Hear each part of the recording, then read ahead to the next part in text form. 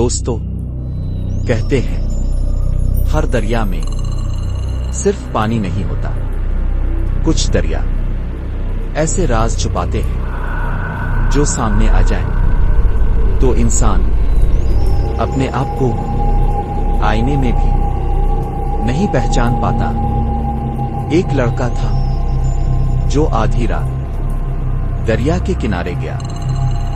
लोग कहते थे वहां मत जाना, पानी के अंदर कुछ है, मगर इसने हंसते हुए कहा, डर कहानियों में होता है।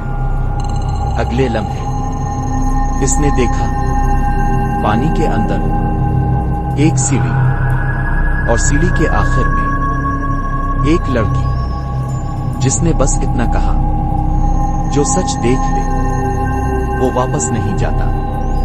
अगली सुबह दरिया के किनारे एक लाश मिली और शहर में वो लड़का अब भी खुद को जिंदा समझता है, लेकिन क्या वो वाकई जिंदा है? पूरी कहानी देखने के लिए लिंक डिस्क्रिप्शन में मौजूद है।